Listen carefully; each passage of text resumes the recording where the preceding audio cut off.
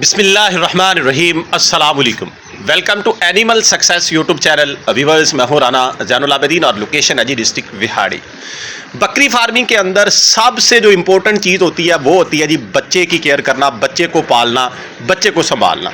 बहुत से दोस्त जो है इस काम के अंदर आते हैं और भागते इसी वजह से हैं कि बच्चे मर जाते हैं, बच्चे ग्रोथ नहीं करते, बच्चे बचते नहीं हैं और इस काम को वो छोड़ देते हैं। घाटा उनका मुकद्दर ठहरता है और जो सोच के वो आए होते हैं वो उन्हें हासिल नहीं होता।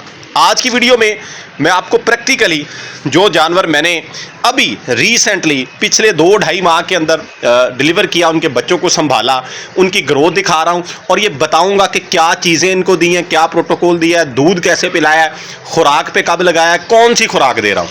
पहले ये ग्रोथ चेक कर लें बच्चों की। ये एक दिन बड़े हैं उससे, 3 बच्चे हैं जी टोटल।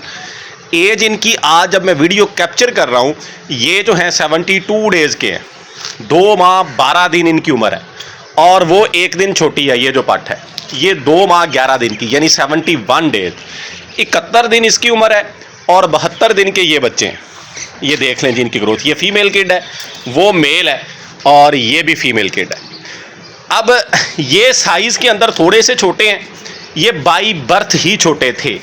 ये अकेली थी, इसका साइज़ पैदा होते ही बड़ा था। फिर जो है माँ के पास दूध अकेली ने पिया और इन 2 बच्चों ने पिया। इसलिए इनकी जो ग्रोथ है उसके अंदर डिफरेंस है। यानी पहला पॉइंट तो ये आ गया कि ग्रोथ के लिए, बच्चे को पालने के लिए माओं के नीचे दूध का होना इंतहाई ज़रूरी।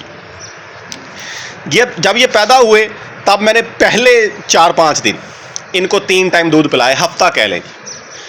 इनको 3 टाइम यानी सुबह, दोपहर और शाम के औकात में इनको दूध पिलाया। उसके बाद से लेकर आज तक 2 टाइम ये दूध पी रहे हैं और कोई ऐसा दिन नहीं है जी इन 72 दिनों में कि किसी बच्चे ने किसी टाइम दूध ना पिया हो। ये तो हो सकता है कम पिया हो, ज़्यादा पिया हो, ऐसा कोई दिन नहीं आया। क्योंकि अक्सर दोस्त ये शिकवा, ये शिकायत करते हैं कि बच्चे जो हैं वो दूध नहीं पी रहे। परेशानी बनती है। ज़ाहिर बात है कि हर बंदे की अपनी अपनी रूटीन होती है, अपनी अपनी मसरूफियात होती हैं, उनमें से वक्त निकाल के दोस्त शौक़ कर रहे होते हैं। तो वो फिर जब इस तरह की सूरत हाल हो तो डिस्टर्बेंस होती है इंसान की रूटीन जो है। जब ये 20 दिन के हो गए, हाँ, ग्राइवेटर अभी भी यहाँ पे पड़ा होगा, मैं नॉन हाल ग्राइवेटर इनको पिलाता रहा हूँ। अब भी गाहे बगाहे, रूटीन के साथ तो नहीं लेकिन गाहे बगाहे इनको देता हूँ। ये ग्राइवेटर जो है ये पहले दिन से, जिस दिन ये पैदा हुए उसी दिन से मैंने 2 सीसी शुरू किया। 2 ml दूध पिलाने के बाद दिन में 1 टाइम मैं पिलाता रहा हूँ जी सुबह के वक्त। इस टाइम जो है इनको पिला के धूप में छोड़ देता था, घूमते फिरते रहते थे। जिस दिन धूप नहीं निकलती थी उस दिन जो है ये जो इनका रूम है, खुड्डा है, इसी में ये रहते थे। जारी बात है कि ये सर्दी में डिलीवर हुए थे। वो कह लें कि दिसंबर का आगाज़ था, दिसंबर के आगाज़ में इन्होंने ये पैदा हुए थे। वो पहले दिन से 2 सीसी, 10 दिन तक तकरीबन वो 2 सीसी रहा। फिर उसको आहिस्ता आहिस्ता 4, 5, 10 ml तक मैं लेके गया हूँ जी। 10 ml तक मैं इनको लेके गया जब ये 3 हफ्ते के हो गए। यानी 21 दिन 22 दिन के थे, इनको 10 ml ये शुरू कर दिया ग्राइवेटर दिन में 1 मरतबा। 2 टाइम दूध पीते थे और इनके सामने मैंने पहले चोकर रखना शुरू किया। वो भी 18-20 दिन के थे, उससे पहले नहीं रखा मैंने। 18-20 दिन इनकी उम्र थी, चोकर शुरू किया। गंदम का चोकर था, उसको ये मुंह मारना शुरू हो गए। चुटकी भरता था, यानी हाथ के साथ ना, उंगलियों के साथ चुटकी ऐसे इनके मुंह में डालता था ताकि जायका आ जाए। 2-3 चुटकियाँ डेली। वो 1-2 दिन में ये खाने लग गए। जब ये खाने लग गए तो मैंने जी उसका बना लिया दलिया। अब भी मौजूद है, मैं लेके आया हूँ, अभी इनके सामने रखता हूँ। उसके अंदर 2-3 चीज़ें हैं जी, चोकर भी है, मकई भी है और गंदम भी है। मैंने ये इनके सामने रखना शुरू कर दिया। इन्होंने थोड़ा खा लेना, थोड़ा गिरा देना, ये इन्होंने काम पकड़ लिया। और कभी कभार 1 दिन के बाद, 2 दिन के बाद जो है मेरे पास जो है दाल, चने की दाल थी, मैंने परचेज़ की थी बकरियों के लिए, वंडा क्वालिटी की थी। उसको मैं बॉयल करता था, नरम हो जाती थी, वो इनके सामने रखता था, वो भी खाते हैं। अभी भी रखता हूँ, डेली नहीं रखता, कभी 1 दिन के बाद रख दी, कभी 2 दिन के बाद रख दी। जैसे ये दलिया, इतनी सी वो दाल भी रखता हूँ, उसको भी ये खा लेते हैं। यानी जब ये उसके ऊपर लग गए, मेरी जो है आधी टेंशन दूर हो गई कि अब बच्चे खुराक की, जितनी जल्दी हमने खुराक के ऊपर लगा लिया उतनी जल्दी जो है ये ग्रो अप होना शुरू हो जाते हैं, इनकी स्पीड लग जाती है ग्रोथ के हवाले से। तो ये तकरीबन 10 दिन में यानी जब ये 1 महीने के हुए ये प्रॉपर खाना शुरू हो चुके थे, दाल को भी खाते थे, दलिया भी खाते थे और चारा भी खाना शुरू हो गए थे। चारे में जी मैंने इनको स्टार्ट में ग्रीन फूडर नहीं दिया, मैं इनको देता रहा हूँ जी ये गवारे का भूसा। अब भी इनके सामने था, थोड़ी देर पहले ये खा रहे थे, अब मैंने वो दलिया रखा है तो उसकी तरफ मुतवज्जा हो गए। ये कह लें कि पहले महीने से इसके ऊपर भी लग गए। दूसरा मैं ये करता रहा हूँ कि मैं लेके आता रहा हूँ जी स्पेशल इनके लिए दरख्तों के पत्ते, ख़ास तौर पे बेरी को बच्चे बड़े शौक़ से खाते हैं। अगर आपके पास मुयस्सर हो तो लाजमी तौर पे अपने 3 हफ्ते के बच्चों के सामने बेरी रखनी शुरू करें, उसको खाते हैं।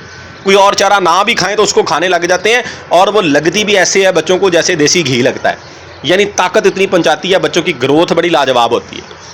यानी 2 चीज़ें होगी, एक तो मनपसंद चारा हो गया, शौक़ से खाते हैं, दूसरा ग्रोथ उसके साथ बड़ी अच्छी होती है। ये बच्चे आपके सामने हैं, मैं जो रेगुलर व्यूवर्स हैं उनको दिखाता भी रहा हूँ कि जब मैं वो टहनियाँ लेके आता था बेरी की, अमरूद की, मुख्तलिफ दरख्तों की लाता रहा हूँ तो वो ये कैसे खाते रहे। लटकाता था नीचे की जानब किसी भी सहारे के साथ, ये जो पड़ा है मेरे पास पंखा इसके ऊपर रख देता था, इधर ये रस्सी बांध के लटका देता था, मुख्तलिफ हीले बहाने करके मैं इनके सामने फीड रखता था ताकि ये खाने लग जाए। तो बहरहाल दरख्तों के पत्ते, ख़ासतौर पे बेरी जो है वो छोटे बच्चों को, 3 हफ्ते के जो बच्चे हो जाएं उनके सामने रखें, उसके बड़े लाजवाब किस्म के रिजल्ट हैं और खाने भी जल्दी लग जाते हैं उसको। फिर जी बरसीम आहिस्ता आहिस्ता जब धूप निकलनी शुरू हुई तो मैंने बरसीम इनके सामने रखना शुरू किया। बरसीम को भी अब ये खाते हैं, यानी हर तरह की खुराक। अब भी देखें सब्ज़ चारा भी मौजूद है, खुश्क चारा भी मौजूद है, बंडा भी मौजूद है। पानी ये इधर से चले जाते हैं, यहाँ से पानी भी पी लेते हैं, पानी भी मौजूद है। प्रॉपर जैसे बड़े जानवरों को प्रोटोकॉल देते हैं वैसे ही इनको प्रोटोकॉल है। तो अब तक की जो इनकी रूटीन, यानी वो 1 महीने के ये प्रॉपर खाने लग गए, उसके बाद इन्होंने 42 दिन यानी 1 महीना 12 दिन और हो गए हैं, तब से लेकर अब तक यही इनकी रूटीन चल रही है। 2 टाइम ऐसे ही, जितना कि मैंने ये दलिया रखा है, चोकर है इसमें, ये इनके सामने रखता हूँ, जितनी इनको भूख हो खा लेते हैं। कुछ ये फिर मस्तियाँ करते हैं, अभी भी अगर पेट भर जाएगा तो ये पाँव मारना शुरू कर देते हैं, पाँव मार के गिरा देते हैं। ये चारा इनके सामने होता है सारा दिन, ग्रीन फूडर भी। अभी ये अर्ली मॉर्निंग का टाइम है, ये चारा कल का है, गीला ना हो, ये बिल्कुल ड्राई है, किसी किस्म का पानी इसके ऊपर मौजूद नहीं है, बिल्कुल ड्राई। गीला देंगे तो फिर हम इनको जहर देंगे अगर इनके ऊपर पानी होगा। ड्राई चारा इनके सामने हो, बेशक वो सब्ज़ हो दूसरा हो, ये दोनों तरह के चारे मौजूद हैं। जो इनका जी चाहेगा वो खाएंगे, ये खुली जगह है, इसके ऊपर उछलें कूदेंगे। ये इस तरह का इन्वायरमेंट भी जानवर को लाजमी मिलना चाहिए, ये नहीं है कि बिल्कुल बंद ही रहे। दूसरा जो है दाना वंडा जो है वो भी मौजूद हो। इसके अलावा किसी किस्म की कोई मेडिकेशन मैंने इनकी नहीं की, किसी किस्म का कोई इंजेक्शन इनको नहीं लगाया। अगर मुझे किसी दिन लगा यानी लूज़ मोशन थे तो मैंने उस दिन भी इनको सिर्फ ब्रूफन का सिरप दिया, बच्चों वाला। अब इनमें से एक बच्चा मुझे याद नहीं है कि कौन सा था, ब्रूफन का सिरप दिया। अब भी लग जाते हैं कभी कभार, दाना वगैरह थोड़ा बहुत कम ज़्यादा खा लें। अभी भी किसी बच्चे को ये लगे हुए हैं, ये नीचे से बाकियात नज़र आ, शायद यही पट है, ये ले। तो इसकी कोई मेडिकेशन नहीं, ये दाना वगैरह ज़्यादा खा लें, चारा खा लें, उससे थोड़ा बहुत हो जाता है। लेकिन अगर ये शाम को भी ऐसी हुई तो ब्रूफन का सिरप दे देना। फौरी तौर पे ऐसे ना करें, बाद दफ़ा थोड़ा बहुत ज़्यादा या कम दूध पीने से या खाने से इस तरह की सिचुएशन हो जाती है। लेकिन अगर रेगुलर इस तरह की कंडीशन रहे, 12-14 घंटे गुजर जाए तो फिर मेडिसिन दें, फिर गफलत ना करें। ये ना हो कि ये लूज मोशन से जानवर जो है वो डिहाइड्रेट हो जाए, कमज़ोर हो जाए और मौत के घाट उतर जाए, ये भी हमने नहीं करना। और डिवर्मिंग की बात करता हूँ, मैं अब तक इनकी 2 दफ़ा डिवर्मिंग कर चुका हूँ। जब ये 25-26 दिन के थे पहली डिवर्मिंग मैंने तब की, जब ये 50-52 दिन के हुए दूसरी डिवर्मिंग मैंने तब की। पहली की थी ये इंसानी डिवर्मर था, जेंटल 1 डोज, वो मैंने इनको पिलाया जी हर बच्चे को। ये तीनों बच्चे, ये जेंटल 1 डोज था और साथ एल्बेंजोल का साशे था, एक वो 10 ml का जेंटल और उधर से एक साशे, दोनों को मिक्स किया, थोड़े से पानी में हल करके वो 3 हिस्से करके इनको पिला दिया। और जब दोबारा डिवर्मिंग इनकी की तो एल्बेंडाजोल के 2 साशे, उसकी मैंने वीडियो भी कैप्चर की थी, अपलोड भी की है, चैनल पे मौजूद भी है कि कैसे डिवर्मिंग की। वो 2 साशे मैंने पानी में मिक्स किए करके जो है वो इनको 3 हिस्सों में करके इनको पिला दिया। और अब 2 दिन पहले जब ये 70 दिन के हुए, इनको एवरमेक्टिन लगाया। यानी ये इनका डिवर्मिंग के हवाले से भी प्रोटोकॉल रहा है, ये हमें करनी पड़ेगी, वरना जो हम दूध पिला रहे हैं, जो इनको दाना दे रहे हैं, चारा दे रहे हैं, वो तो वम्स खाते रहेंगे, चूसते रहेंगे, इनकी अपनी बॉडी को तो वो लगेगा ही नहीं। इसलिए डिवर्मिंग बच्चों की इंतहाई ज़रूरी है ताकि उनसे अच्छी ग्रोथ ली जा सके। अगर बच्चे पल गए, बच्चों की ग्रोथ ठीक हो गई, तो फार्म और फार्मर दोनों सक्सेसफुल हैं और प्रॉफिट में है। अगर यही ना पले, यही ना बचे, इनकी ग्रोथ ही सही ना हुई, तो फिर बकरी का कोई फ़ायदा नहीं। बहरहाल मैंने जो इनको खुराक दी, जिस तरह से इनकी केयर की, जैसे जैसे इनको दाने पे लगाया, जो जो चीज़ें इस्तेमाल की, सारी आपको बताई हैं गाहे बगाहे। पहले भी बताता रहा हूँ, आइंदा भी आपके साथ शेयर करता रहूँगा। मकसद ये है कि बकरी जो है वो बेहतर हो, बेहतर से बेहतरीन की तरफ गामज़न हो। दुआओं में याद रखिएगा। फ़ी अमानिल्लाह। अल्लाह हाफ़िज़।